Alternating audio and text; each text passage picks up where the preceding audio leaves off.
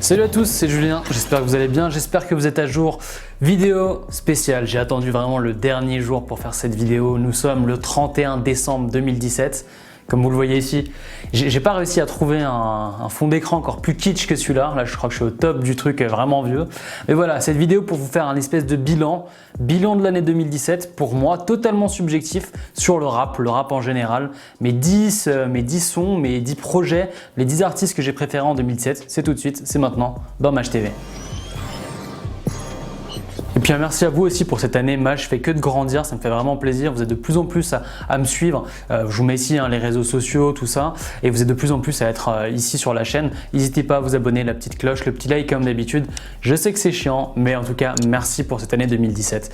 On commence tout de suite. Alors sur ce top 10, comme je vous ai dit, c'est un top 10 totalement subjectif. Le but, c'est qu'on parle ensemble. Comme d'habitude, je réponds à tous les commentaires. Donc dans les commentaires, dites-moi aussi quel est votre top 10.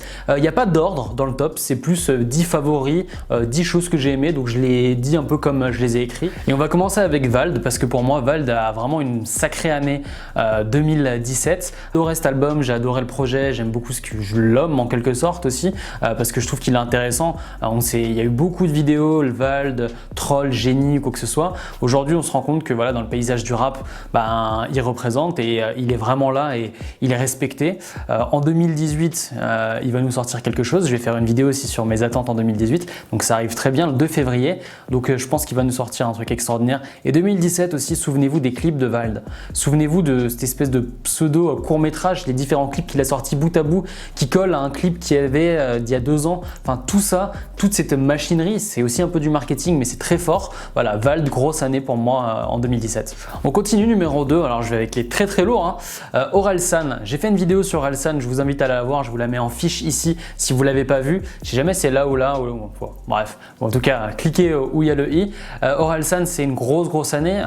Il a fait énormément de choses ces dernières années, même si on a l'impression que son dernier album, ça date d'il y a pas mal de temps. Bon, il y a eu Les Casseurs Flotteurs, il y a eu Bloqué, il y a eu le film Comment c'est loin, et il est revenu aujourd'hui. On s'y attend, comment dire, il y a plein de rappeurs avant qu'ils sortent leur album, ils en parlent pendant je sais pas combien de temps. Lui, il a sorti un clip basique un mois avant, c'était à peu près un mois avant, et là d'un coup, clac, il sort son album et juste extraordinaire en termes de chiffre de vente, disque d'or, disque de platine en si peu de temps, je crois qu'en une semaine, c'était juste extraordinaire. J'en parle plus en profondeur dans la vidéo sur Orelsan, je vous invite vraiment à aller la voir, où il y a une rétrospective sur toute sa carrière. Et en tout cas, grosse année pour lui, et puis ça continue, à chaque fois qu'il sort un clip, ça marche vraiment bien. D'ailleurs, le dernier clip Tout va bien, une petite anecdote, je sais pas si vous avez vu le making of, mais c'est très intéressant d'aller voir le making of, il a beaucoup moins de vues que le clip. Toutes les choses que vous voyez dans le clip qu'on croit, enfin moi je pensais que c'était des choses qui étaient ajoutées soit avec des fonds verts, ce genre de choses, tout a été construit. Donc le Rubik's Cube géant, le robot géant, tout a été construit en réalité. Donc allez voir ça et allez écouter si vous ne l'avez pas fait, la fête est finie. Cette année 2017 aussi pour moi était importante par rapport à L'Homme Pâle. L'Homme Pâle, comment vous dire ? J'attendais vraiment son album. C'est-à-dire que j'ai toujours écouté L'Homme Pâle depuis vraiment pas mal de temps. Ses premiers EP, je crois qu'on est les deux en 91. Donc un peu comme Nekfeu, j'ai suivi sa progression. Et là, il a sorti Flip. J'ai pas pu faire de vidéo c'est qui sur Flip quand il est sorti cet été parce que voilà, j'avais plein de choses perso, c'était compliqué, je pouvais pas tourner. Mais mon Dieu que cet album est bien. Et la réédition, il y a Flip Deluxe qui vient de sortir, allez écouter. J'ai fait une vidéo où j'étais en Amérique, elle est juste, je vous mets encore le lien, où j'ai fait découvrir Pal Pal avec ce clip extraordinaire aux Américains pour savoir ce qu'ils en pensaient. J'adore cet album, c'est juste pas croyable. Dites-moi ce que vous en pensez dans les commentaires. Si vous avez aussi kiffé Flip autant que moi. Il avait dit dans une interview de Quotidien il n'y a pas longtemps, il se met de plus en plus à chanter. Pour moi en fait le rap c'est la variété d'aujourd'hui, il n'y a plus de variété française, des trucs comme ça. Pour moi le rap c'est notre poésie d'aujourd'hui, voilà, c'est notre manière de nous exprimer et je trouve que Flip c'est exactement ça. Tu peux faire écouter Flip à n'importe qui, s'il n'aime pas le rap il écoutera juste les paroles. C'est bien écrit, franchement voilà, j'en perds presque les mots, j'ai beaucoup aimé cet album, allez l'écouter si vous ne l'avez pas écouté. Là je suis en train de compter dans ma tête, je sais que je vais en avoir un trop, c'est pas grave, on va dire que c'est 10 mais il y en aura peut-être 11. J'ai envie de vous parler de Lord Esperanza, j'aime beaucoup ce qu'il fait aussi, il y a eu des EP qu'il a sorti, d'ailleurs deux EP, il y a une rapidité juste pas croyable et il a sorti cette année son projet, on ne sait pas vraiment en fait d'ailleurs, même moi qui lui ai parlé, on ne sait pas si c'est un album, un pré-album, un projet, une mixtape. Voilà, donc il a sorti ça, en tout cas, ça s'appelle Polaroid. Je ne sais pas si tout le monde connaît, il a une communauté, un noyau dur qu'il suit énormément. Et encore une fois, alors on dirait que cette vidéo, en fait, je dis d'aller voir toutes mes autres vidéos, mais forcément, c'est des choses dont j'ai parlé durant l'année. J'ai fait une vidéo C'est qui parle de Lord Esperanza et qui retrace sa carrière, son début de carrière, qui est déjà une très belle carrière. Et Polaroid est un bijou. Je vous parlais de L'Homme Pâle juste avant, pareil, c'est un bijou. C'est-à-dire qu'on vient au fait que le rap devient, comment dire, de la poésie, de la variété pour tout le monde, et c'est extraordinaire. Il arrive, c'est un album, un projet, un EP, comme vous voulez, totalement éclectique. On passe d'un son limite un peu salsa à chaud à après un espèce de banger, un espèce de banger juste pas croyable. Et ça, c'est extraordinaire, et c'est comme ça durant tout le projet. Donc force à lui, et puis on va en parler dans la vidéo de 2018. J'avais envie aussi de clôturer cette année de 2017 et vous parler de Sneezy. Sneezy qui a fait un grand retour. Sneezy, c'était compliqué. Moi, j'ai toujours aimé ce qu'il faisait, même quand il était au sein de 1995 ou quand il a sorti son premier album, d'ailleurs que j'avais acheté en physique. J'ai toujours aimé ce qu'il fait, mais pendant un gros laps de temps, je ne sais pas pourquoi, il y avait un côté où les gens avaient du mal avec lui, avec sa façon d'être, le fait qu'il fasse que de l'ego trip et tout. Il a pris son temps, il a continué à bosser comme moi je trouvais qu'il bossait déjà très bien. Et il est venu avec les DBS, la trilogie DBS. Encore une fois, j'ai fait des vidéos dessus, je suis désolé, à chaque fois je vais vous le dire. D'ailleurs, je pense que bientôt je ne pourrai plus mettre de fiches pour que vous puissiez voir ça. Et il est revenu comme pas possible. Des clips lourds, des sons avec des instrus qu'on n'attendait pas, qui sont un petit peu différentes, mais qui restent dans la lignée de Sneezy. Et comme je le disais dans mes vidéos, si vous n'avez pas écouté l'album de Sneezy, allez l'écouter. Parce que beaucoup de gens sont revenus ou sont venus en le découvrant un peu avec les DBS, mais ce qu'il faisait avant c'était vachement bien, donc je voulais vraiment en parler de Sneezy en 2017 parce que je trouve qu'il a eu vraiment des projets cohérents. On parle de Sneezy, je parle de Nekfeu. Alors effectivement, il n'a rien sorti en album à proprement parler dans cette année 2017. D'ailleurs, son projet solo c'était Cyborg et c'était quasiment il y a un an, c'était dans le 10 ou le 11 décembre 2016. Mais je voulais vous en parler parce que mine de rien c'est un rappeur et alors j'ai pas vu le film, hélas comme vous savez je suis à l'étranger donc j'ai pas encore pu le voir et je vais bientôt rentrer et dès que je vais rentrer si je peux je vais essayer de le voir s'il est encore en salle ou au pire je le ferai en streaming, voilà, il faut me pardonner. Mais il a réussi l'exploit, un peu comme Morelson aussi, sauf que Morelson a fait aussi la réalisation, je m'égare, mais il a réussi l'exploit d'avoir fait un film et d'avoir été crédible dans un film alors que voilà, c'est pas son truc de base, à la base il est rappeur et il a fait ça avec de l'humilité quand on le voit dans les interviews et tout, et ça je trouve ça intéressant. C'est pour ça que je voulais en parler en 2007. Si vous n'avez pas vu le film de Nekfeu avec Catherine Deneuve, allez voir ça sur internet. Je pense qu'il doit être en vidéo à la demande ou au cinéma s'il y a encore. Donc voilà, je voulais parler de ça.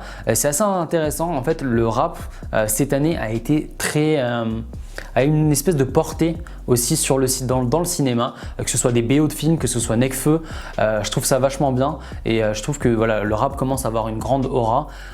En dehors du fait que dans les médias on en parle encore très mal, et d'ailleurs moi en 2018 je vais faire mon possible pour essayer de rentrer dans un grand média, on verra. Voilà, c'est la fin de 2017, on verra si en 2018 ça fonctionne, parce que j'ai envie qu'on parle de rap comme on parlerait de poterie, truc n'importe quoi, mais comme on parlerait de variété française ou qu'on parlerait une rubrique sur l'économie ou une rubrique sur la météo.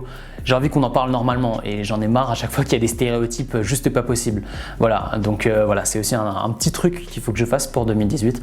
Soutenez-moi avec Maj, plus on est sur Maj, plus je vais avoir de possibilités peut-être de me vendre entre guillemets pour faire ce genre de chronique, pour qu'on puisse parler de ça différemment. Je m'égare totalement et on continue sur ce bilan 2017. H-Kid, vous savez quoi? J'ai fait aussi une vidéo dessus, je vous mets dessus. H-Kid, franchement pour moi en 2017, alors c'est pas l'année où c'est le projet que j'ai le plus aimé d'H-Kid. J'ai un peu plus aimé ses anciens projets, en même temps je les ai tellement écoutés qu'il y a peut-être un côté nostalgique. J'aime beaucoup d'ailleurs sa musique Nostalgie, allez l'écouter si vous ne l'avez pas écouté. Mais en tout cas c'est l'année où grâce au single Lolita et au clip aussi qui a bien marché, il était connu du grand public. Alors pas du très très grand public, ta mère connaît pas encore H-Kid, je pense pas, la mienne Peut-être que je l'ai saoulé un petit peu en lui faisant écouter ça, mais en tout cas, doucement, il commence à poser ses premiers jalons, à commencer à avoir une communauté de plus en plus grande. Donc pour l'année 2017, ça va à mon avis être une année de transition. On a vu récemment qu'en 2018, il va faire un espèce de tour.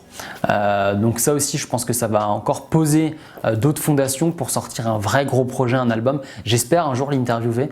Il est assez, comment dire, secret en quelque sorte. Je pense qu'il joue aussi de ça dans son personnage, qui est un personnage vachement bien travaillé de A à Z, que ce soit musicalement et visuellement. En tout cas, moi, Ashkid en 2007, voilà, ça commence à être de plus en plus lourd. Je suis depuis pas mal de temps et voilà, il y a quelques années, je disais il va cartonner, je sens que ça va venir, ça va arriver. On revient vraiment tout début de l'année 2017 avec Bigo, le George Clooney à la française. Appelez-le comme vous voulez, Dean Burbigo, Bigo Burr, George Clooney, appelez-le comme vous voulez. Franchement, j'aime beaucoup déjà l'humain. Quand vous regardez ses stories, il est vraiment drôle. Il a l'air. J'ai vu une fois en concert, il était très bon en concert, mais il a l'air vraiment généreux. Et il avait sorti Grand Cru. Moi perso, j'ai beaucoup aimé cet album. Je trouve qu'il n'a pas été assez hypé. C'est-à-dire que beaucoup de membres de l'entourage qui ont sorti des albums, à part Nekfeu, n'ont pas été assez hypés alors que c'est des albums de grande qualité. Pareil pour Bigo, les clips ont énormément marché sur YouTube, l'album c'est quand même un peu, il s'est bien vendu, il n'y a aucun souci là-dessus, mais moi qui l'écoute depuis Dim, Rim et Intérim, c'était ça son premier EP, ça date vraiment d'il y a longtemps, je sais même plus quand c'était, je vous mets la date là, hop, en grand comme ça, vous allez aussi savoir quand c'était, qui était téléchargeable sur internet, ça fait vraiment pas mal de temps, mais Dean Burbigo c'est quand même un vieux de la vieille, hein, il a 30 piges, je trouve que Grand Cru aurait pu encore plus marcher, et c'est ce que je lui souhaite d'ailleurs pour 2018 s'il fait un autre projet. En tout cas, allez l'écouter si vous n'avez pas écouté, si vous avez juste écouté les singles, moi c'était vraiment un gros Grand Cru de 2017. Comment parler de 2017 sans parler de Damso, qui a fait une belle année. D'ailleurs, tout le rap belge, j'en parlais d'ailleurs avec un abonné il n'y a pas longtemps, tout le rap belge a vraiment cartonné cette année. Et puis, il est venu avec Ipséité qui, après Batterie Faible, c'était vraiment l'album qu'il fallait. J'aime le personnage parce qu'il a galéré en fait, il a une vie compliquée et qu'il en arrive là et que ça marche autant. Et encore une fois, un peu comme L'Homme Pâle ou Orelsan ou comme ça, on vient des albums qui sont lyriquement mais parfait, où il y a du double sens, où la technique est là, mais elle sert à quelque chose. C'est pas juste je vais faire du multisyllabique pour en faire. C'est vraiment lourd. Et j'ai adoré cet album. J'ai vraiment adoré cet album. C'est un projet vachement bien. Tout est aussi très cohérent dans le personnage, si on peut dire ça. Et puis cet été, ça a cartonné comme pas possible. On l'écoutait partout. Il est passé en télé et il est bon aussi en télé. Ça fait du bien de voir un mec comme ça qui, à côté d'un présentateur qui va un petit peu te faire chier, lui il va vachement bien répondre et va se dire ah ok d'accord. C'est un rappeur, mais il en a dans la tête. Comme quoi, hein, faut arrêter avec ces espèces de clichés. Donc voilà, année 2017, année de Damso. Dites-moi aussi ce que vous en pensez dans les commentaires. Je voulais vous parler aussi de Loud, rappeur québécois qui a sorti pas mal de choses en fait en 2017. Ça a surtout cartonné avec 56K, qui était un clip vachement bien réalisé, qui a fait beaucoup de vues. Et en fait, il a un accent québécois, il fait beaucoup d'anglicisme et il chante comme ça en fait. Il va avoir des refrains. Si vous connaissez, je vous apprends rien, mais il va y avoir des refrains qui vont être québécois, après avec des anglicismes et tout. Et c'est vachement bien. Et il a sorti Une année record, qui est son projet, qui est un bon projet. J'aurais voulu en parler dans un C'est qui, je pense que je vais le faire un jour ou l'autre. Mais allez écouter ça si vous ne l'avez pas écouté en 2017. Et c'est toute fin d'année forcément, je ne pouvais pas ne pas en parler. Booba est revenu avec son album, un album visuellement quasiment la Game of Thrones. On sait à quel point le trône est important pour le duc, pour Booba comme on l'appelle B2O. Et il a fait un bon album, un album qui a extrêmement bien marché, qui s'est extrêmement bien vendu en très peu de temps, qui a encore fait parler à tous ses détracteurs avec plein d'articles, avec forcément des tacles, avec Roth, comme on le sait comme d'habitude avec Lafouine. Mais voilà, un album plutôt bon. J'en parle aussi dans une vidéo. Voilà, je ne sais pas s'il y a encore le moyen de mettre des fiches i, mais j'en ai parlé. Et si j'en parle un peu comme ça et que si je suis un petit peu déçu, c'est qu'il y avait quand même beaucoup de sons qu'on connaissait, même si l'album est très bien.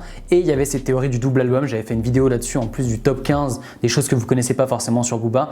Voilà, cette théorie du double album avec peut-être Bataille Finale qui aurait pu être un album qui sort le 15 parce que comme vous le savez, il a été leaké, donc il est sorti le 1er décembre et le 15 il est sorti donc en physique et on aurait pensé, on était vraiment beaucoup à penser un deuxième album. Alors peut-être pas. Enfin, ça s'est pas fait, voilà, le mec qui y croit encore, mais ça s'est pas fait. Dites-moi si vous, dans les commentaires, vous pensiez que ça aurait pu se faire ou pas. Et parlez-moi d'ailleurs de tout ce que vous pensez en règle générale sur ces sorties 2017. Voilà, je sais même pas si j'en ai mis 10, 11 ou 12, quoi que ce soit. Vous le savez parce que vous regardez la vidéo. J'ai fait ça, voilà, on est le 31. Il fallait absolument que je fasse cette vidéo avant qu'on passe en 2018. Ceux qui sont déjà en 2018, ben, bonne année à vous. Ceux qui ne le sont pas encore, ben, éclatez-vous bien ce soir. Profitez de vos amis, de vos proches. C'est bête à dire, tout le monde dit ça, mais c'est super important. C'est quand on perd des gens ou quand on n'est pas bien qu'on se rend compte de ces choses-là. Donc profitez un maximum. J'espère que vous avez fait aussi kiffer dans cette vidéo. Voilà, c'est mon but, c'est de vous transmettre aussi ma passion, de ce que j'ai kiffé en 2017. Belle année 2017 pour le rap français. Et puis c'était aussi une belle année 2017 pour moi avec Maj TV, parce que c'est vraiment cette année où j'ai commencé vraiment à me mettre sur Maj TV. Je suis vraiment en train de bosser comme pas possible pour que l'année 2018 continue comme ça et qu'on arrive à avoir ce contenu avec cette culture d'aujourd'hui ensemble et qu'on soit à jour et qu'on parle ensemble. Il y a un Discord, il y a le groupe Facebook si vous voulez qu'on parle, je réponds à tout. Suivez-moi sur mes réseaux sociaux, il y a les réseaux sociaux de Maj TV mais il y a aussi les miens, Julien Rosburger. Je suis très accessible, il n'y a aucun souci, on peut se parler.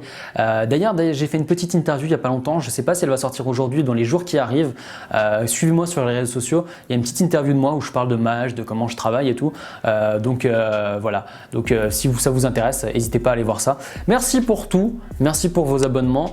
Partagez un max la vidéo, vous savez à quel point aujourd'hui c'est compliqué quand on est encore un petit youtubeur de se faire connaître, ça dépend de tellement de choses. Donc allez partager cette vidéo, parlez-en ce soir à Nouvel An, parlez-en pour la nouvelle année. Je vous souhaite plein de bonnes choses. Je parle très longtemps, c'était une vidéo très lente et très longue, mais j'ai envie de vous parler de plus en plus simplement en quelque sorte.